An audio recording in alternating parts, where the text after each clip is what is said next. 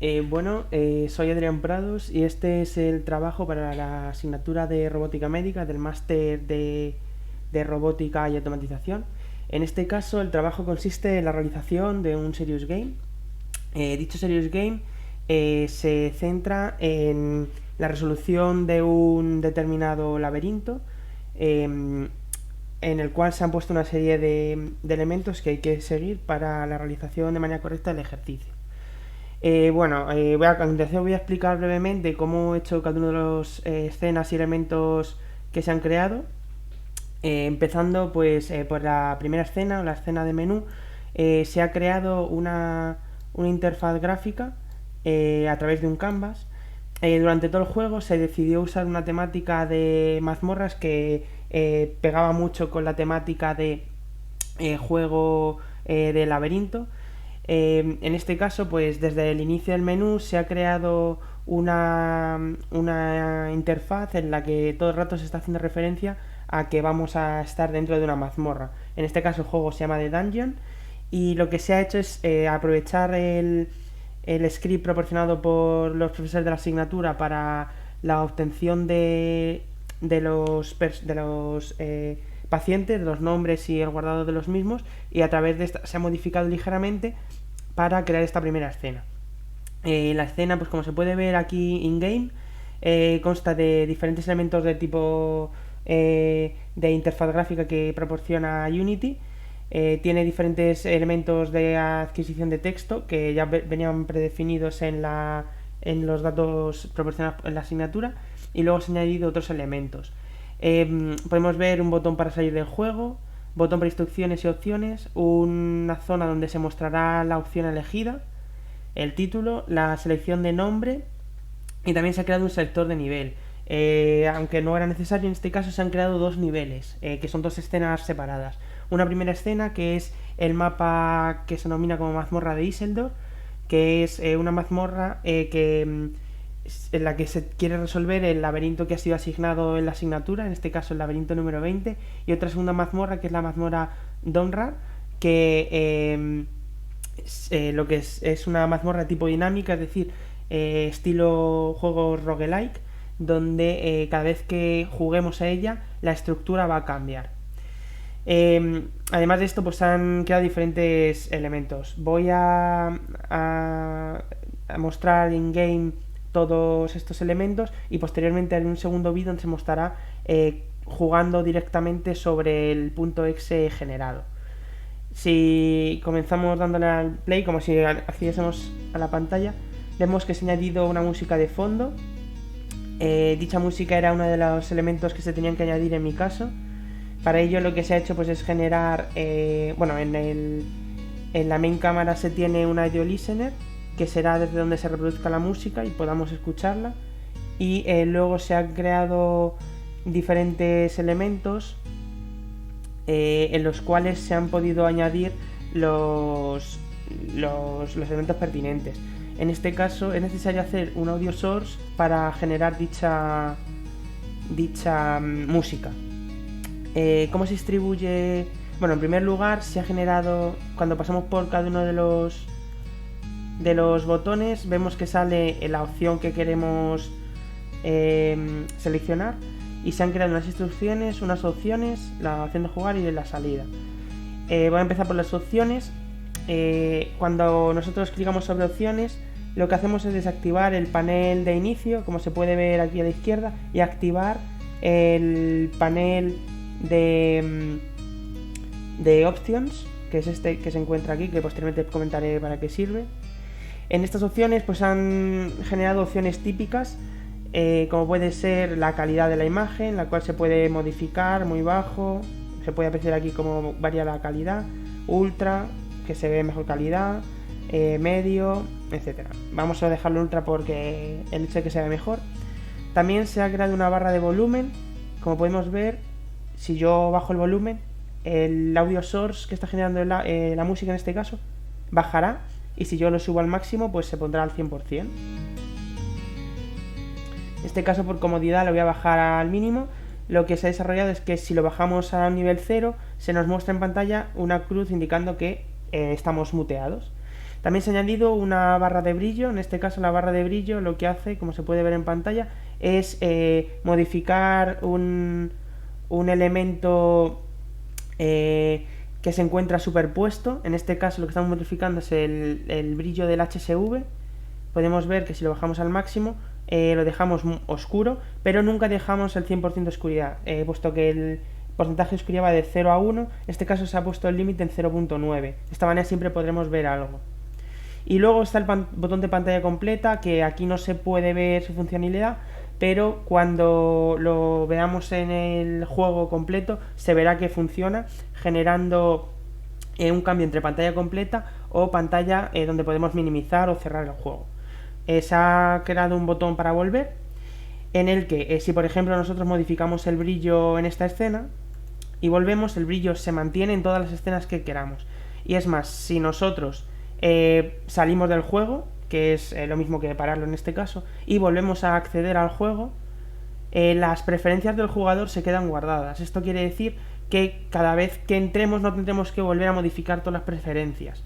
Si yo ahora vuelvo a poner el brillo al máximo y vuelvo a poner música, pues lo tendremos durante el resto de situaciones. Por comodidad, como he dicho, pues lo voy a quitar todo y voy a dejar el brillo al máximo.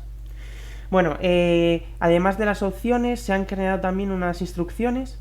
Dichas instrucciones permiten al usuario pues entrar en una zona donde se ha explicado brevemente una pequeña historia, donde somos el caballero Sir Daniel Fortesque, y lo que tenemos que hacer es obtener el tesoro de las diferentes mazmorras.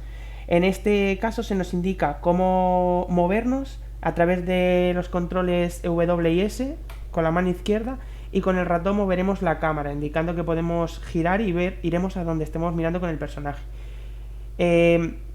Haciendo clic podremos eliminar a los enemigos, y recogiendo monedas y pociones podremos obtener puntuación con las monedas, y las pociones nos recuperarán la vida. Además, si presionamos la tecla Shift más movernos en una dirección, correremos. Esto nos viene muy bien porque el tiempo también es un factor relevante a la hora de resolver las mazmorras. De igual manera hemos puesto un botón para volver. Y bueno, la funcionalidad de la captación de datos, podemos añadir los usuarios que queramos, y podemos también coger usuarios que haya en la lista. En este caso pues tengo 2 asignados de pruebas previas que he realizado. Si nosotros los seleccionamos, nos indicará aquí el usuario seleccionado, ha sido en este caso Adrián Prados, y podemos elegir también el nivel. Por defecto siempre está puesto el nivel de Isildur, que es el nivel, digamos, fijo, estático, y la mazmorra de Domran, que es la mazmorra que se va trabajando de manera dinámica. Podemos ir seleccionando, y en cuanto presionemos el botón play, pues podremos acceder al juego. Vale, para trabajar con los pasos de elementos se ha hecho a través de un canvas, que en este caso es botón and panel canvas, y dentro se han creado 2 paneles. Los paneles permiten en Unity activar y desactivar una gran cantidad de elementos desde el código, directamente seleccionando cuando presionamos un botón, por ejemplo el botón de opciones o el botón de instrucciones. Lo que hacemos es activar y desactivar la escena. Activaremos la escena a la que queremos ir, el panel al que queremos ir, en este caso el panel de opciones, que como vemos ahora mismo se encuentra desactivado, y desactivaremos el panel en el que estamos. Y de igual manera, cuando presionamos el botón de volver, hacemos lo mismo pero al contrario. Bueno, una vez que se ha visto cómo funciona, se ha generado también la capacidad de acceder en cualquier momento a las opciones del juego. Es decir, no tenemos que estar en el menú para acceder a las opciones del juego. Para ello lo que se ha hecho es trabajar con objetos entre escenas. Como se puede ver aquí, se ha creado un prefab, el cual contiene todos los elementos que queremos mover entre escenas. Para ello todo esto se ha controlado a través de un script, el cual se encuentra explicado más en detalle en la memoria. El procedimiento sencillo, lo que hacemos es todos los elementos que queramos mantener, opciones en este caso, los guardaremos dentro de otro canvas externo, que en este caso hemos llamado canvas entre escenas, y tendremos desactivado el panel. Y la iluminación es lo que permite modificar el brillo, en este caso, que también lo queremos pasar. Por lo tanto, si nosotros queremos acceder al juego y modificar, por ejemplo, el volumen del juego, podemos hacerlo presionando la tecla escape y nos llevará directamente a la generación del juego. Bueno, entonces, una vez visto más o menos cómo está descrito el menú principal, voy a acceder al siguiente escena. Bueno, comentar que los assets utilizados pues están más o menos ordenados de una manera lógica, se han ido creando diferentes carpetas. Por ejemplo, todos los assets que se han ido descargando están aquí. Estos assets todos son de Unity, del asset de Unity Store, todos son gratuitos. Se ha utilizado, pues, por ejemplo, para hacer las llaves, las monedas que veremos a continuación. Luego toda la música pues se encuentra aquí. En este caso se ha usado música que a mi parecer es la que más pegaba. Algunas sí que tienen copyright, hay otras que son elementos musicales sin copyright, pero bueno, espero que eso no cause ningún problema. También pues aquí podemos ver los efectos de sonido que se han añadido, por ejemplo para el daño del jugador, huesos rotos cuando eliminamos un enemigo, las llaves recoger, monedas, las pociones o las puertas. La carpeta de scripts se ha organizado de dos maneras. Los scripts de menú permiten controlar todos los elementos de los canvas, digamos, y todos los elementos de paso de lógica entre menús y demás. Y luego están los scripts digamos, del juego, que son todos estos, los cuales se encuentran explicados en la memoria. Y en principio solo explicaremos más en detalle los scripts de la generación de habitaciones y demás. Y bueno, también comentar que se va a trabajar todo el rato con elementos prefabs. Estos prefabs son elementos que he ido generando yo, es decir, lo que se ha hecho es usar, por ejemplo, el elemento que proporciona el asset de Unity, que es el personaje, y aquí se le ha añadido la cámara y todos los códigos necesarios para el movimiento y demás se han ido añadiendo. Entonces este prefab nos permite trabajar de manera dinámica, que explicaré posteriormente. Bueno, como he comentado, pues se han creado tres escenas. La primera escena de nombre de datos, que es la que podemos ver, que es digamos el menú principal. La segunda escena, laberinto, que sería el laberinto o la mazmorra que no varía, es decir, la mazmorra que siempre está fija, y el sample scene, que bueno, en este caso es la mazmorra dinámica. Entonces, si ahora vamos a la mazmorra estática, podemos observar en primer lugar pues que se ha creado una interfaz gráfica del usuario donde se nos va a indicar en el texto la puntuación que llevamos. En las monedas nos saldrá el número de monedas que llevamos recogidas. Los corazones nos indicarán la vida del jugador. Tenemos 4 vidas. Cada vez que nos dañen nos restará una vida. La llave indicará que hemos cogido o no hemos cogido la llave para poder salir. Para poder abrir la puerta es necesario obtener esta llave, si no, no podremos abrirla. Y abajo a la izquierda se muestra el tiempo. El tiempo se muestra en segundos, puesto que luego para la obtención de la puntuación final se hace la ecuación en segundos, por lo tanto se ha dejado así, para no liar mucho. Todo se ha intentado evitar poner textos y siempre ponerlo todo de manera gráfica, porque es mucho más sencillo de entender para el usuario ver la vida en corazones o ver el tiempo con un reloj de arena. Como podemos ver, esto se controla a través de un canvas, que es este canvas donde pues tenemos todos los elementos que componen el canvas. Además, este es el option button, que actualmente está desactivado, pero bueno, podemos activarlo, que es el que nos permite acceder cuando presionemos la tecla escape a el menú de opciones y poder configurarlos in-game. En cuanto al propio juego, en el ground, tenemos aquí el ground. Lo que se ha generado es un laberinto. Este es el laberinto generado. Entonces, en este caso tocó el laberinto 20 en mi caso, que creo que puedo mostrar que es este. Este es el laberinto que tocó resolver. Entonces, puesto que se sabía que la gente iba a realizar un típico laberinto estilo estilo típico, digamos, donde todos son muros y demás, yo he decidido seguir con la temática de mazmorras y crear una celda, que será la mazmorra, e ir anidando las celdas. Entonces, a pesar de que la estructura visualmente no se ve igual, funcionalmente sí que lo es. Es decir, podemos acceder, los caminos son los mismos y se han ido generando pues en función de por dónde se puede ir y por dónde se puede no ir. Es decir, esta es la primera celda en la que iniciaremos, que sería como esta parte, y podemos o ir hacia abajo o ir hacia la derecha. En este caso pues tendremos dos puertas abiertas, como se puede apreciar en la escena. Si seguimos, pues podemos seguir recto. Lo que se ha hecho es dividir el mapa, digamos, en celdas, y cada una de estas celdas correspondería con una de estas celdas generadas. Más o menos se ha generado una estructura de 15 por 15, por lo tanto, cada uno de estos elementos configura una celda. Aquí podemos ver que si vamos a la derecha habría dos celdas, que serían estas dos, y posteriormente habría un pasadizo que nos impediría ir hacia aquí, que está cerrado, y solo podemos bajar hacia abajo, que sería este camino.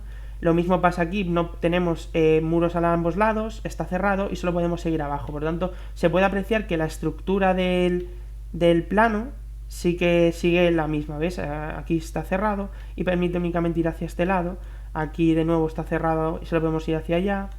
Aquí podemos o ir hacia allá, que será una zona cerrada, o subir hacia arriba. Al subir tendremos que volver a la izquierda, que sería esta celda. Por lo tanto, lo que se ha hecho es generar este mismo mapa, pero únicamente anidando celdas.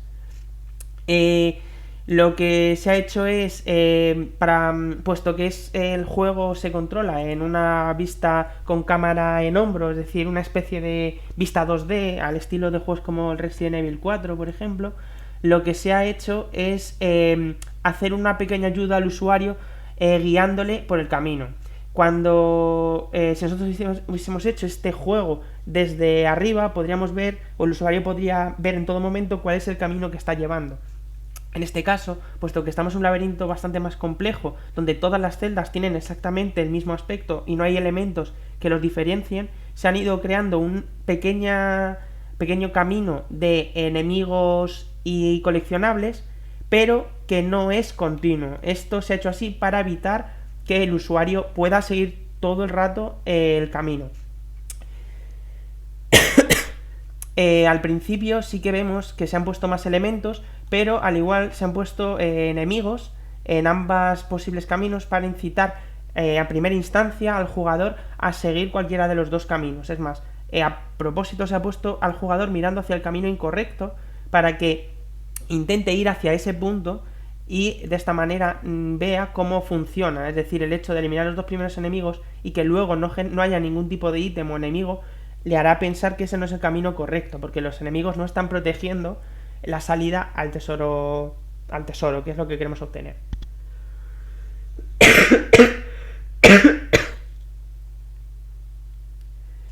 Bueno, una vez visto esto, vemos que el camino seguir sería este, en el que hemos ido poniendo monedas, que son estos elementos, enemigos y monedas, o únicamente pociones y monedas.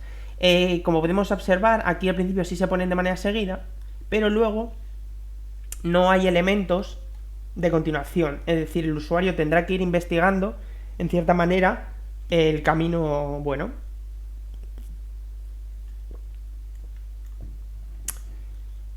Bueno, una vez visto esto, se puede observar por completo la mazmorra. A simple vista no se ven los caminos, esto es debido a que pues, la mazmorra tiene un muro aquí, evita ver el camino posible, pero sí está comprobado todos los caminos posibles y es exactamente igual al laberinto.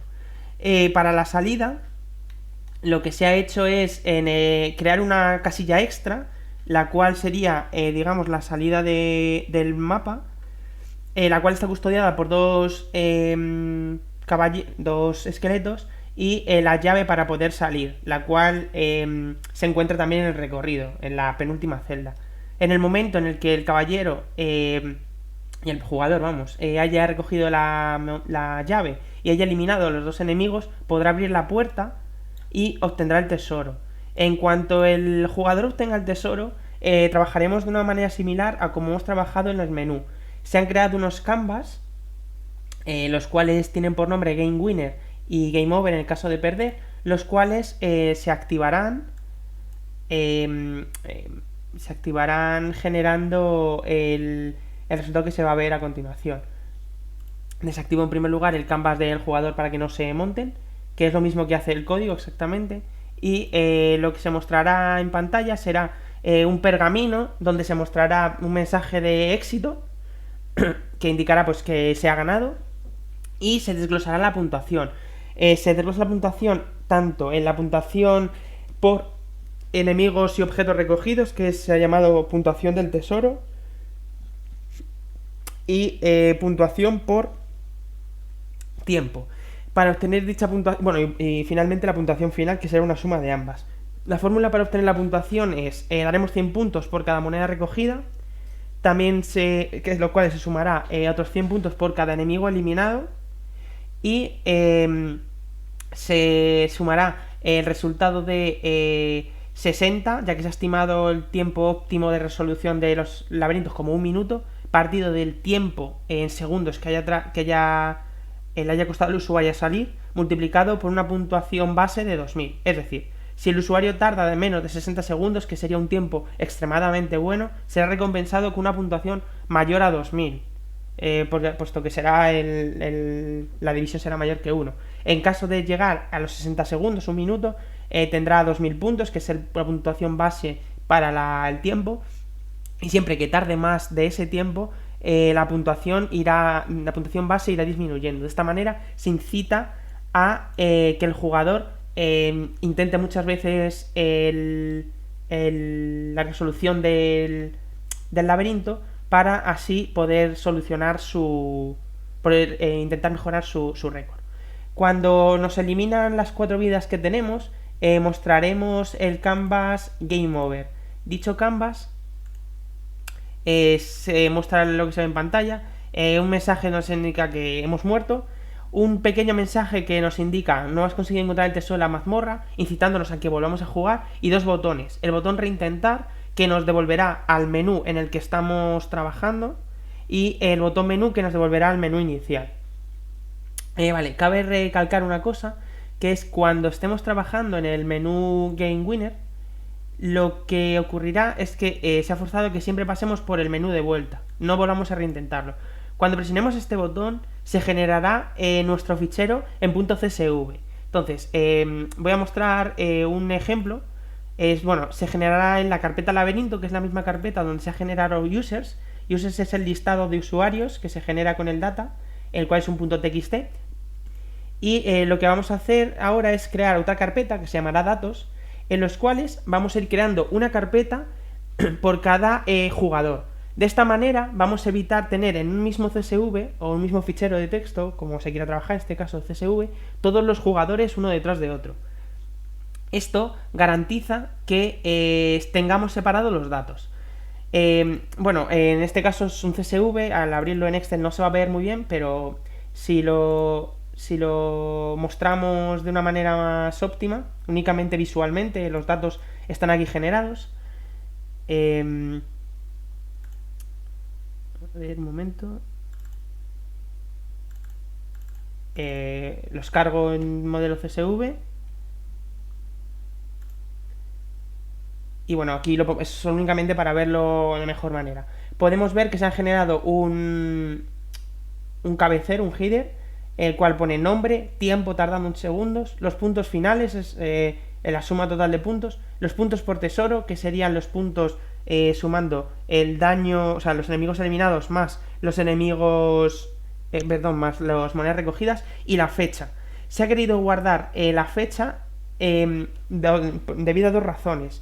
Así podemos llevar una evaluación de cuántas veces el usuario realiza el juego en su casa, es decir, si se le ha pautado que juegue 10 veces, tendrá que guardarse dentro del mismo día, en horas distintas obviamente, el mismo pues que se ha jugado 10 veces, y así permitirá saber un recorrido a gran escala.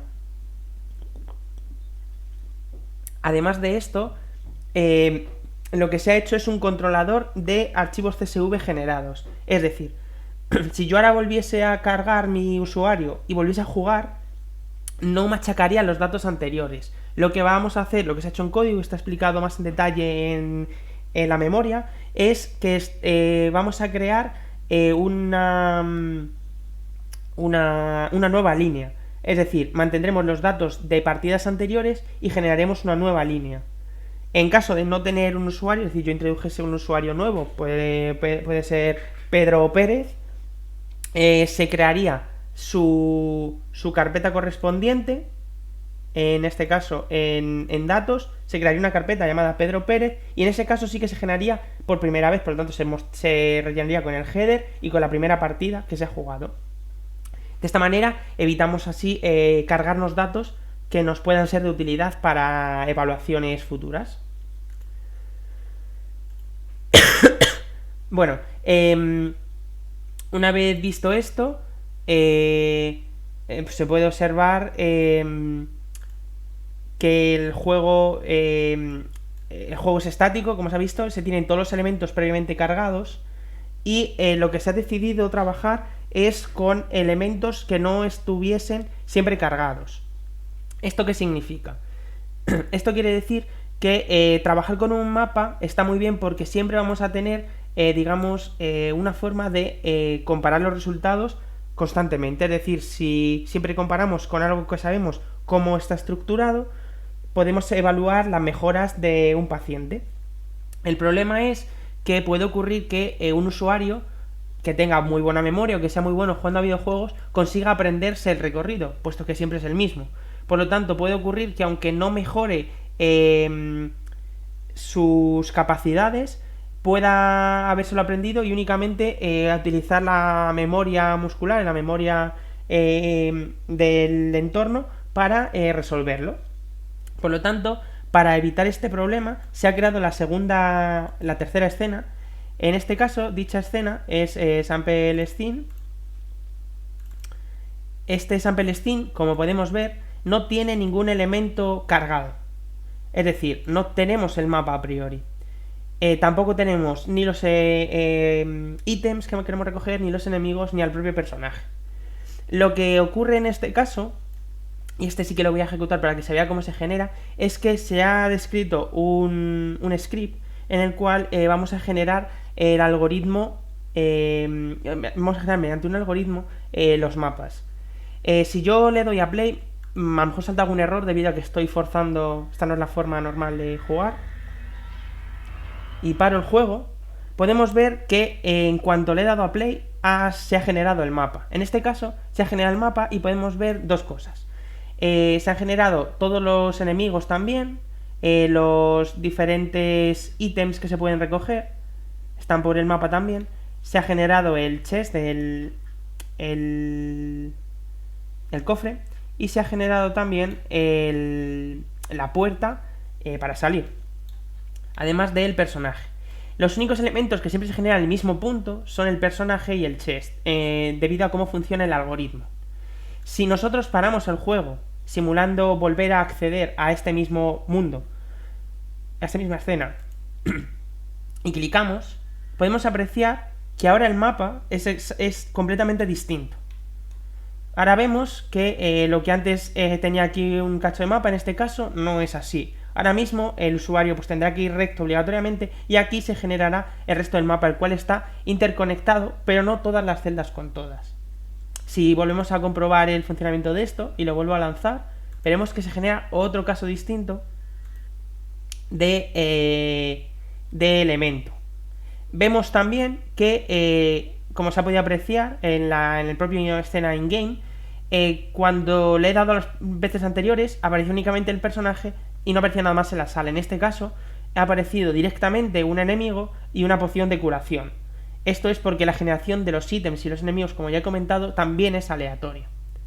Si yo, por ejemplo, les sigo viendo cómo funciona el juego, veremos que siempre que lo lance se genera un nuevo mapa. Entonces, aquí sí que me gustaría comentar un poco cómo se ha creado el script, porque es algo más complicado y a pesar de que se ha explicado en la memoria, me gustaría explicarlo más en detalle con palabras. En principio se han generado el Dungeon Generator, que es el script que se puede ver a continuación.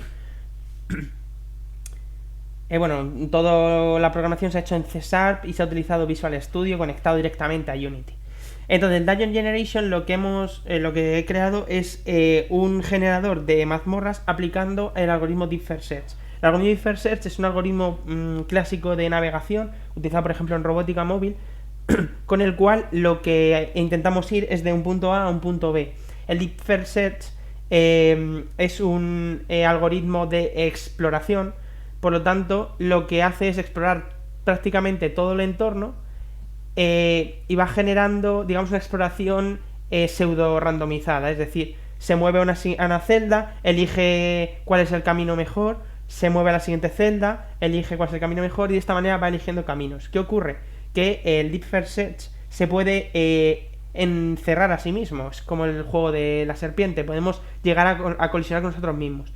Si esto ocurre, el algoritmo lo que hace es volver hacia atrás hacia un elemento en el que existiesen celdas libres. De esta manera seleccionará una nueva celda y irá hacia esa celda. Entonces, para ello lo que se han creado pues son una clase celda donde tenemos el elemento visitado, que puede ser false o true, y el status. El status indica la acción de las 4 puertas, es decir, que pueden estar conectadas, si está conectada a otra celda, puede estar abierta, digamos, que podemos pasar de una celda a otra o no. Esto es lo que nos generará esta capacidad. Y también se ha generado una clase rule que nos permite obtener cuáles son las posiciones y las habitaciones, que es el propio GameObject. Entonces, en sí hay dos funciones principales, Maze Generator y Generate Dungeon. Maze Generator lo que genera es el propio algoritmo Deep First Search de manera pura, es decir, crea con el tamaño indicado, en este caso siempre se ha estimado una 10×10, aunque se puede cambiar al tamaño que nosotros deseemos, y lo que vamos a ir haciendo es, vamos a evaluar en un bucle constantemente las celdas de manera random, las que visitemos las iremos marcando como visitadas y chequearemos si tiene vecinos. En caso de tener vecinos, actuaremos añadiendo esa celda a una lista de celdas vecinas. En caso de no tener vecinos o de ya haberlos visitado, pues no los añadiremos. Entonces, este funcionamiento lo que hace es ir moviéndose pues en las 4 direcciones que pueden, que sean las 4 conexiones de celdas, y obtendremos de esta manera pues el path para salir de un punto a otro. Con el algoritmo Deep First Search obtenemos un path, no obtenemos el path óptimo. Y en este caso, el path óptimo no lo podemos determinar nunca. Es por esto que no se ha podido usar la forma que se pidió de puntuación de cada X metros, correctos, generar puntuación. Esto es debido a que no sabemos el path idóneo, sabemos el path que te lleva de A a B. Una vez hemos creado el dungeon, es decir, tenemos una matriz, digamos, de celdas 10×10, pero que todas están, que están o creado o no creado y conectado o no conectado, tenemos que generar esto en el modelo. Es en este caso donde se llama a Generate Dungeon. Generate Dungeon lo que va a hacer es establecer una probabilidad de generación de camino abierto. Para ello habrá probabilidades diferentes que serán que no puede spawnear si probability of spawning es 0, si es que es 1 es que puede spawnear, y si sale 2 es que obligatoriamente tiene que spawnear. Los obligatoriamente tienen que spawnear serán siempre en el camino correcto, y al tener la capacidad de poder spawnear comunicaciones extras, es decir, puertas entre diferentes celdas, es lo que genera que se puedan crear paths óptimos, paths más óptimos que el de ir de A a B de la manera que genera el Deep First Search. Entonces lo que hacemos aquí es generamos las conexiones entre habitaciones, y lo que hacemos es instanciar cada una de las habitaciones que vamos generando. Para ello se usa la función de instanciar de Unity, y se crea un vector donde se sitúa la celda en las posiciones establecidas. Y se llama Update Room. Update Room es una función de Room Behavior, que es otra función que ha sido creada exclusivamente para este código, la cual lo que hace es activar o desactivar los elementos del prefab de la dungeon. Si volvemos a Unity un momento y vemos cómo es el prefab del dungeon, de la habitación, vemos que tiene, esto se ha ido cogiendo los diferentes elementos por separado que proporcionaba el asset y se han ido montando. Vemos que tiene como una especie de lo que se ha llamado entrance, que son doors, y tiene también un muro, que es que es left wall. Entonces lo que tenemos que hacer es que en función de si está conectado o no, activar o desactivar estos elementos. Esto es lo que controla dicho script. Además, dentro de Dungeon Generator también se ha creado la generación de los personajes.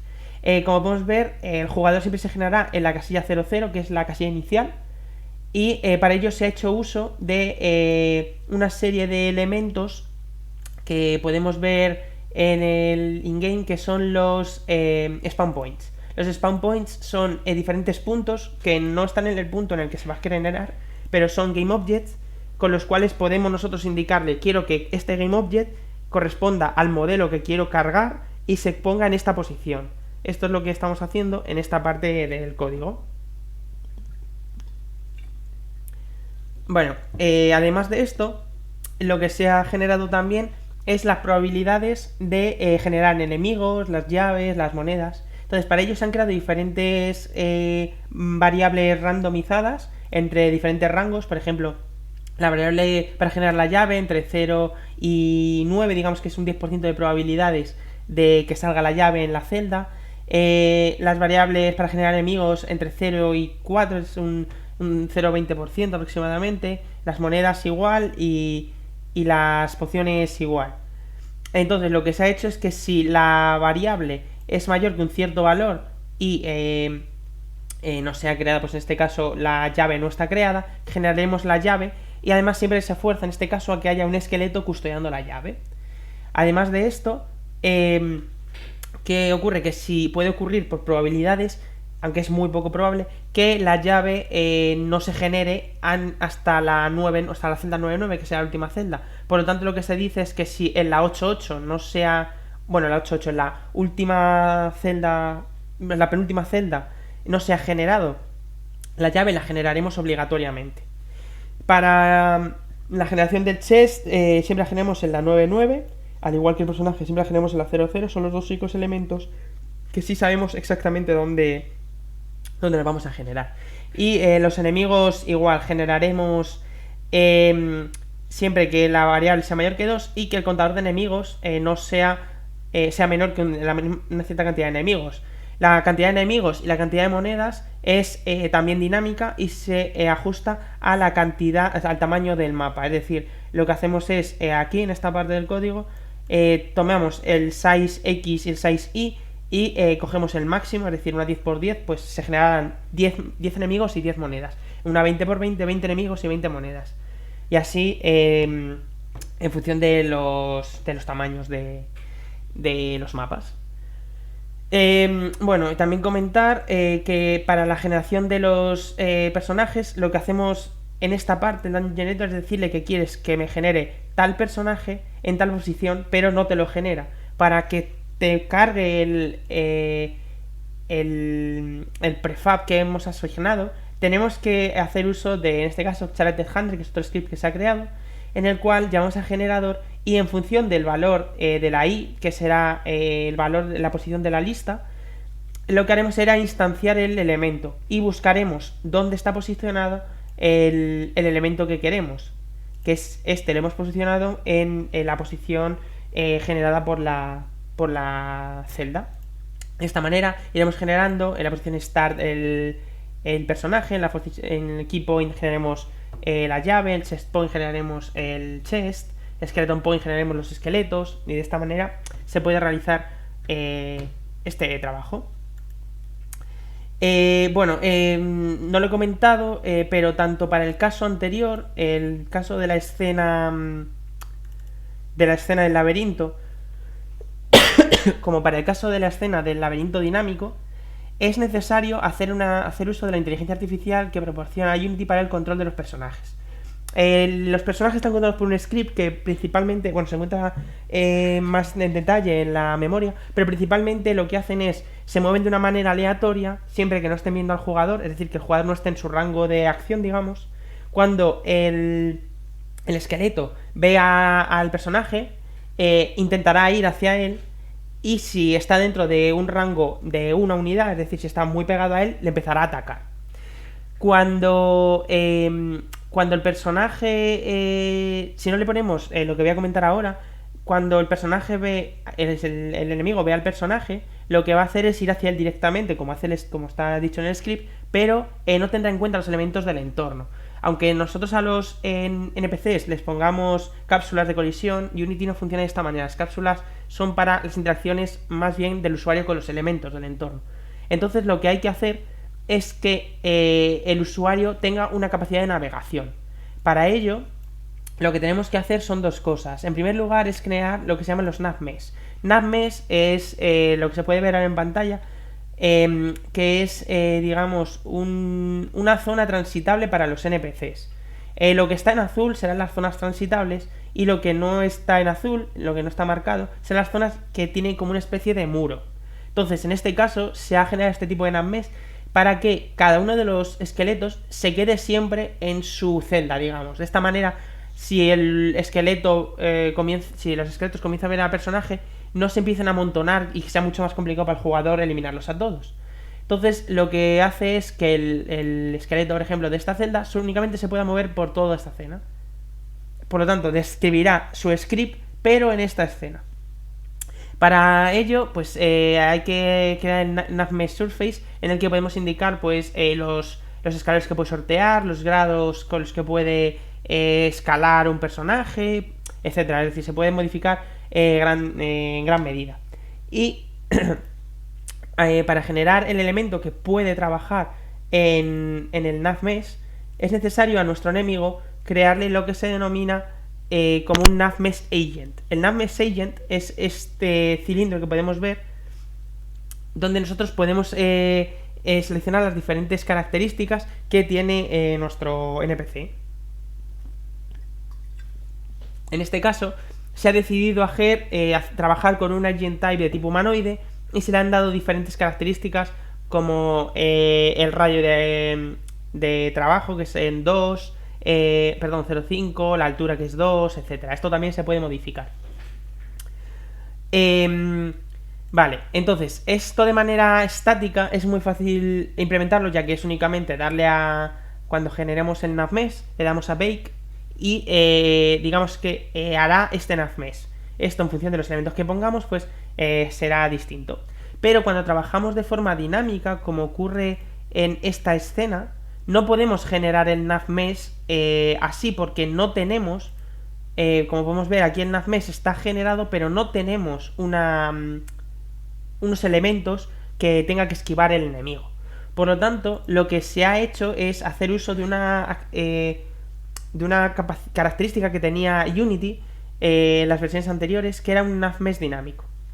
En el Dungeon Generator se puede ver que se ha descargado el script de el asset de GitHub, y lo que se tiene es la capacidad para, en este caso, poder generar en navmesh de manera dinámica. Este se encuentra aquí, navmesh Component Master. Aquí son todos el package completo. Lo que hay que hacer es descargárselo, añadirlo a Unity, y una vez que lo añadimos a Unity, ya podemos ver que, por ejemplo, aquí nos salen los elementos del navmesh components, que son los elementos de la navegación dinámica. Para trabajar con ello, lo que hay que hacer es crear un surface, o sea, una variable surface, bueno, una variable como la queremos llamar, en este caso surface, y hay que hacer build navmesh. Esto se hace en el momento en el que ya hemos generado el mapa, porque si lo hacemos antes, aún no habrá mapa, entonces quedará igual que si no hacemos nada. Voy a volver a darle a play para que mostrar cómo en función de cada uno de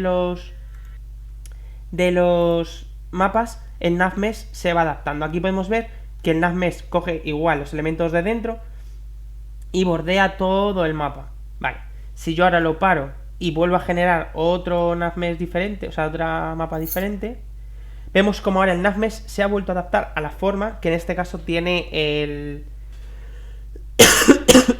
tiene la mazmorra generada.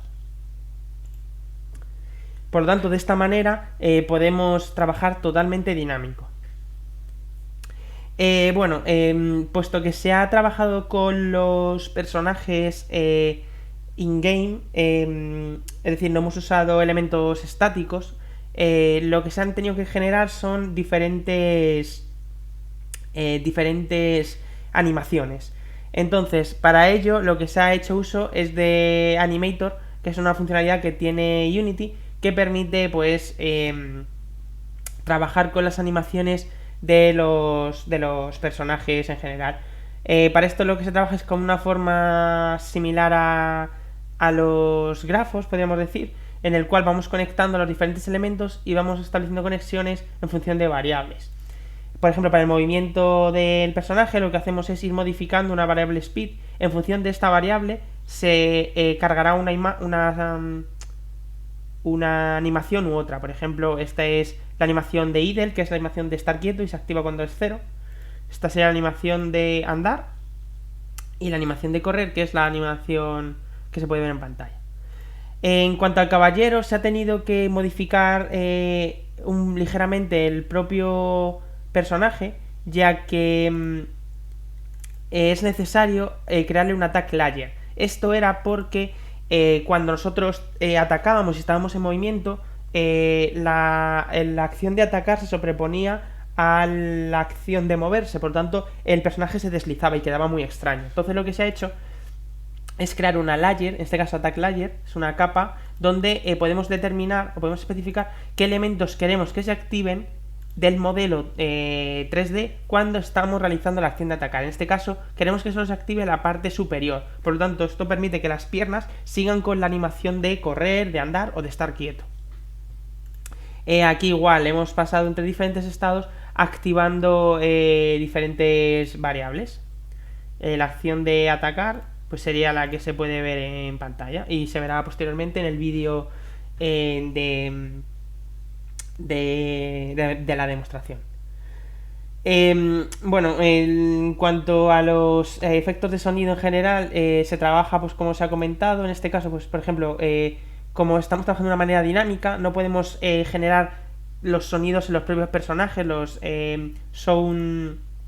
audio source, perdón, porque al eliminarlos da unos errores de que se ha eliminado un elemento de audio source y no se puede generar más el sonido.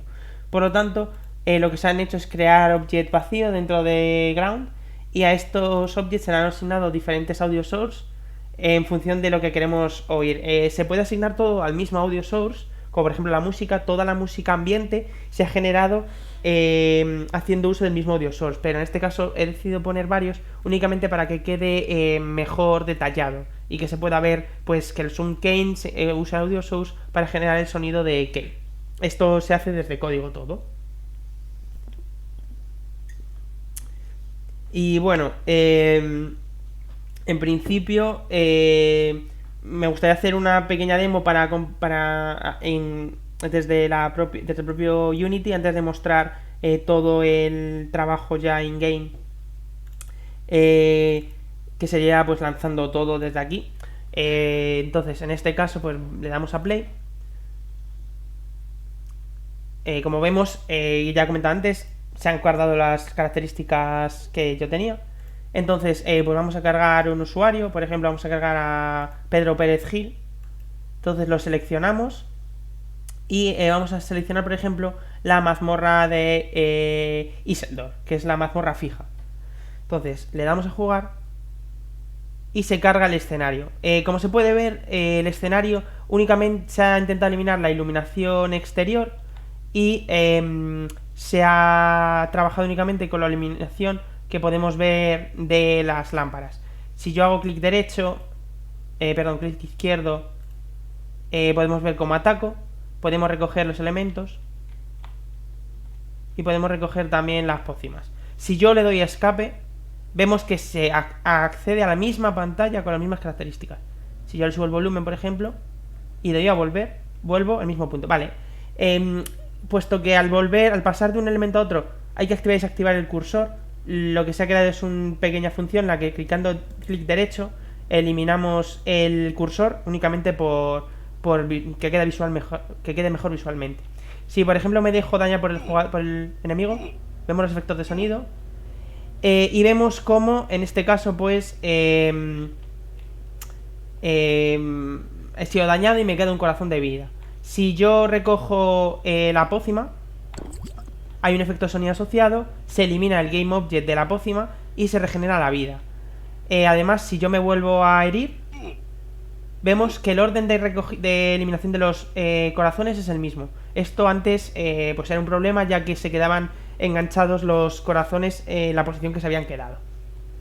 Si yo por ejemplo decido coger una moneda, se cargarán los puntos, como se puede ver arriba, y también se cargará el efecto sonido y se eliminará. Si yo decido eliminar al personaje, vemos que se ha creado una serie de animaciones para simular la explosión, además de unos efectos visuales a través de partículas. Otros efectos visuales para partículas se han creado, por ejemplo, para las monedas.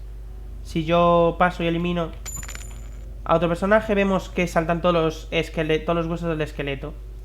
Entonces, si yo soy herido, vemos que sale en pantalla, como se puede apreciar, hay otra música de fondo, y yo puedo volver al menú o puedo reintentar. Si presiono reintentar, volveré al mismo escena que estaba trabajando. Es decir, si esto mismo se hace en la escena del mapa dinámico, volveré a la escena dinámica.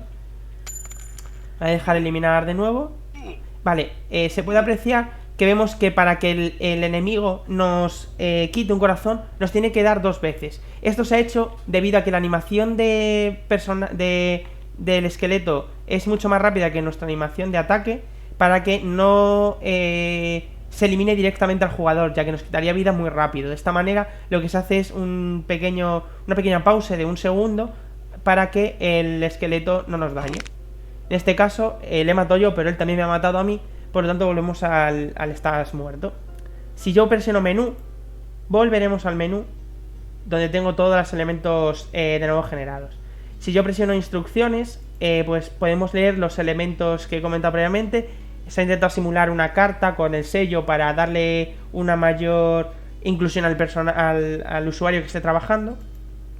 Y aquí pues podemos cargar otro elemento, volver a jugar. Va a volver a jugar con el mismo personaje. Y vamos a seleccionar la mazmorra de Domram. Entonces, vemos que aquí en este caso se genera esta mazmorra, en la que a priori no tengo nada en el alrededor. De nuevo, si yo accedo, quito el volumen y vuelvo a estar aquí. O sea que podemos trabajar de igual manera. Aquí igual podemos correr hacia atrás y hacia adelante. Para movernos a los lados tendremos que mover la cámara. De esta manera hacemos que el usuario trabaje la coordinación en ambos brazos. Aquí lo que puede pasar es lo que se ha visto, es que se generen 2 elementos o 2 enemigos en pantalla. Podemos ver que a la llave se le ha añadido un script para que vaya flotando.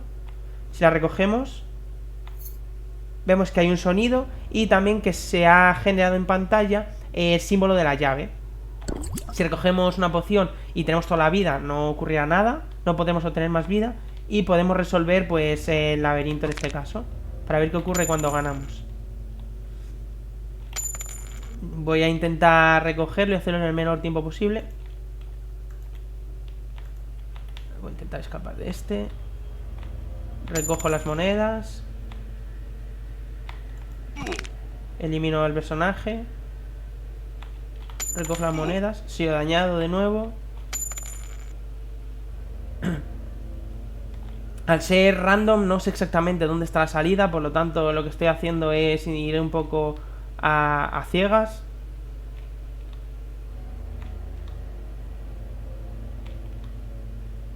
Vale.